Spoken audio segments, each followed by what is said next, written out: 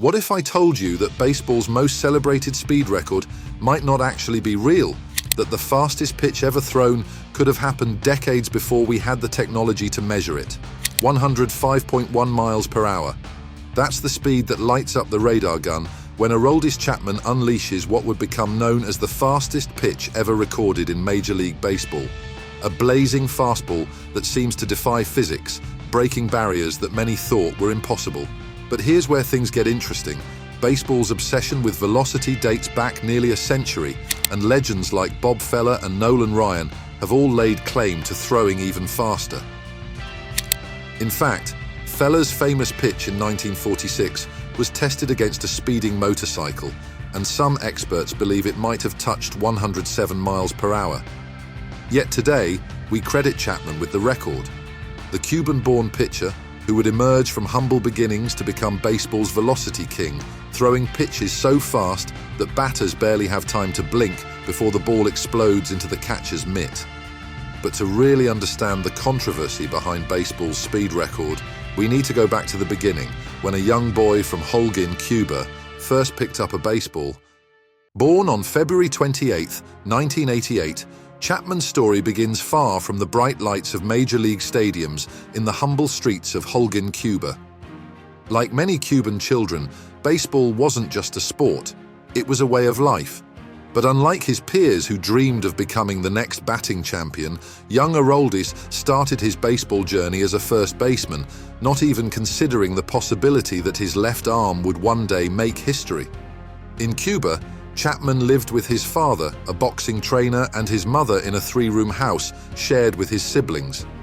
Life wasn't easy, but baseball provided an escape.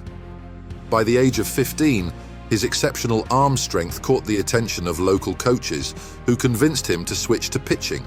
It was a decision that would change his life forever. By 2005, Chapman had worked his way onto the Cuban National Series team, Holguín Sabuesos.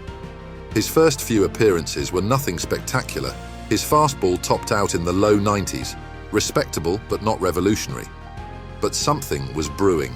With each passing season, his velocity kept climbing, and rumors began spreading about the young lefty who could touch 100 miles per hour. Then came 2009, the year that would change everything. Chapman was selected to represent Cuba in the World Baseball Classic in Rotterdam, Netherlands. What nobody knew at the time was that this tournament would be his last appearance representing his homeland. After a game against Japan, Chapman did what many Cuban athletes before him had done. He walked out of the team hotel, leaving behind everything he knew, including his family, in pursuit of a dream.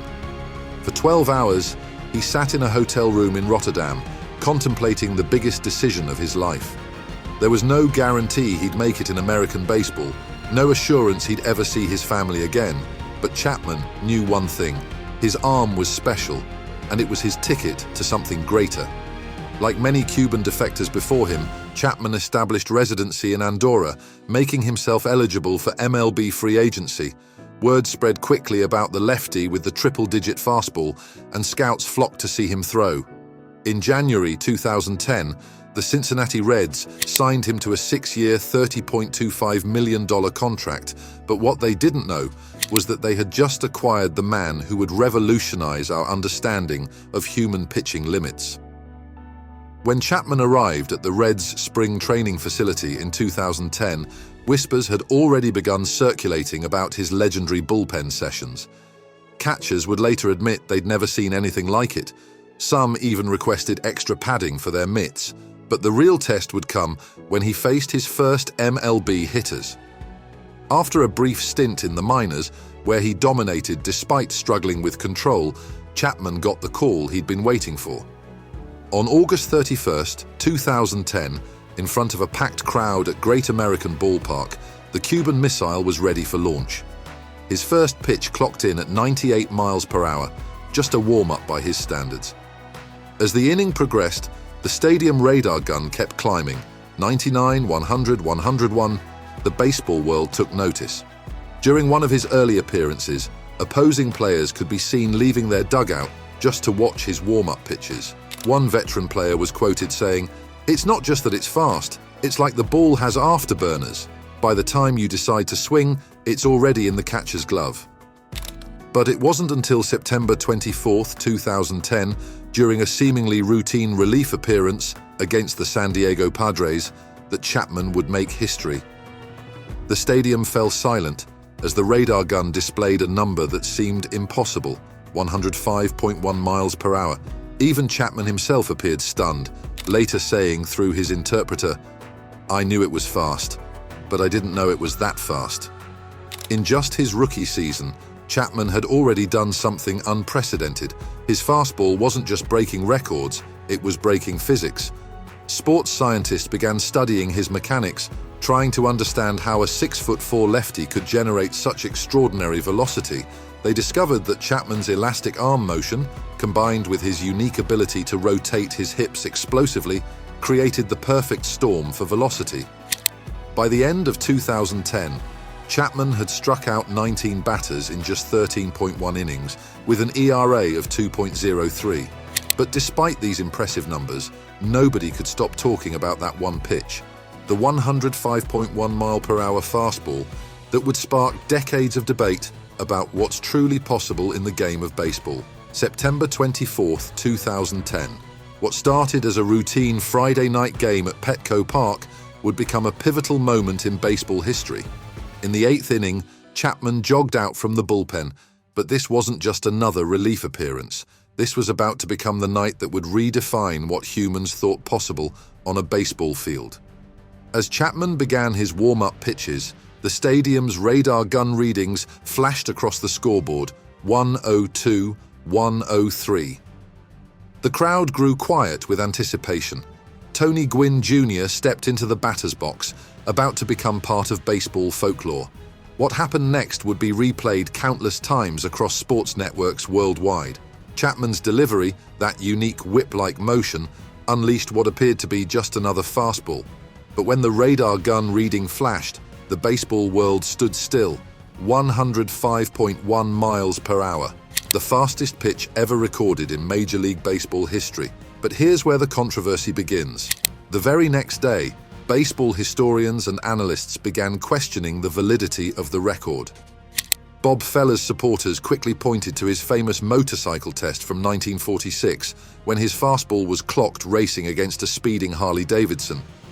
The recorded speed? Potentially 107 miles per hour. Then there were the Nolan Ryan truthers. The Ryan Express had reportedly touched 108.1 miles per hour in 1974 at Anaheim Stadium, though that reading came from a primitive speed gun that many experts now question.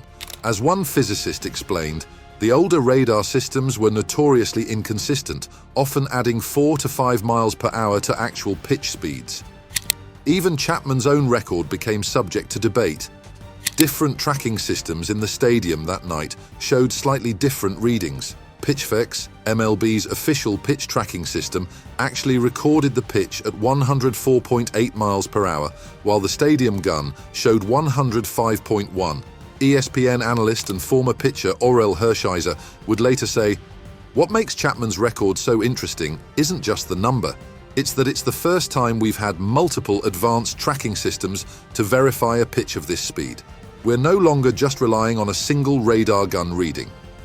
After setting the speed record, most pitchers might have eased off the gas. After all, throwing at such extreme velocities puts incredible strain on the human arm. But Chapman? He was just getting started. From 2011 to 2015 with the Reds, Chapman became known as baseball's most intimidating closer. His average fastball velocity stayed above 100 miles per hour, a feat unmatched in baseball history. During this stretch, he earned the nickname the Cuban Missile, and for good reason. The stats were staggering.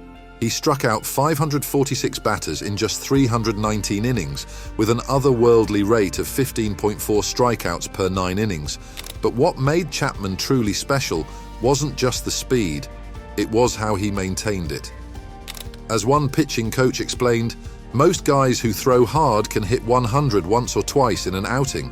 Chapman could do it 20 times in a row. In fact, during the 2015 season, he threw 336 pitches that reached at least 100 miles per hour, more than all other Major League pitchers combined. The Yankees saw this dominance and couldn't resist. After acquiring Chapman in 2016, he became part of their no-run DMC bullpen, arguably the most dominant relief corps in baseball history. Even when he was traded to the Cubs mid-season, helping them break their 108-year World Series curse, Chapman's velocity never wavered. What's even more remarkable is how he adapted his game. By 2017, back with the Yankees, Chapman had developed a devastating slider to complement his fastball. As one veteran hitter put it, "It's not fair. You gear up for 103 and then he throws an 88-mile-per-hour slider that looks like it's falling off a table." But the question remained, how was he doing this? Scientists studied his mechanics, breaking down every aspect of his delivery. They discovered that Chapman's arm rotation was nearly 40 degrees more than the average pitcher's. Combined with his height and extraordinary flexibility, he could generate forces that seemed to defy human limitations. As sports medicine expert Dr. James Andrews noted, what Chapman does shouldn't be possible. The human arm isn't designed to withstand these forces repeatedly, yet somehow he does it game after game. More than a decade after Chapman's record-setting pitch, the debate rages on, but its impact on baseball is undeniable. We've entered what many call the velocity era, where the average fastball speed has climbed year after year. As one MLB scout put it, Chapman didn't just set a record, he changed what teams look for in a pitcher. Today's advanced tracking systems tell us more about pitch speed than ever before. Statcast, TrackMan, and Hawkeye cameras capture every minute detail of each pitch thrown in the major leagues. They measure not just velocity, but spin rate, extension, and release point, metrics that didn't exist in Bob Feller's day. And here's where history gets complicated. When we look back at those legendary fastballs, Feller's motorcycle test, Ryan's radar gun readings, even Chapman's record, we're comparing apples to oranges. Modern technology has revealed that radar guns from different eras could be off by as much as 5 to 7 miles per hour. As baseball historian Tom Verducci noted, "We'll never know for certain who threw the fastest pitch ever. What we do know is that Chapman's record is the most accurately measured." But perhaps Chapman's true legacy isn't about the numbers at all. Since his record-setting pitch, we've seen a new generation of fireballers emerge.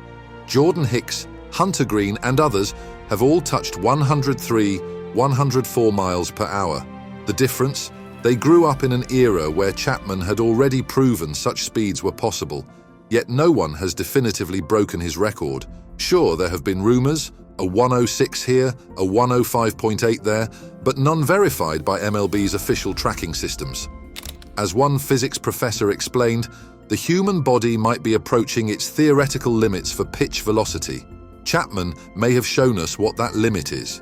Today, when young pitchers step onto major league mounds lighting up radar guns, they're all chasing Chapman's ghost. But as the man himself once said through his interpreter, records are meant to be broken. Maybe someday someone will throw harder, but they'll need to do it with the whole world watching and every camera in the stadium tracking every millisecond of that pitch. So what really is the fastest pitch ever thrown in baseball? The answer might be Chapman's 105.1. It might be Feller's motorcycle racing fastball, or perhaps it was thrown on some dusty minor league field before modern technology could capture it. But maybe the number itself isn't what matters most. Chapman's legacy isn't just about that one pitch on a September night in San Diego. It's about pushing the boundaries of what we thought was humanly possible. It's about a kid from Holguín, Cuba, who defied not just physics but the odds to become a legend in America's pastime. Today, every time a pitcher lights up a radar gun with triple digits, they're following the path Chapman blazed. Every time a crowd gasps at a 100-mile-per-hour fastball, they're witnessing the evolution of a sport that continues to test the limits of human potential. As for Chapman himself, he still takes the mound, still unleashes pitches that make batters flinch, still carries that air of intimidation that comes with being baseball's velocity king. And while debates about the speed record may never be settled, one thing remains certain. They know what's coming. That devastating fastball that's been his signature for over a decade. They know it's coming, and just like Rivera's cutter, they still can't hit it. Because sometimes the most extraordinary achievements in sports aren't about the numbers in the record books. They're about those moments that make us question what's possible. And on that night in 2010, Aroldis Chapman gave us one of those moments. A pitch that didn't just break a record, it redefined the boundaries of baseball itself.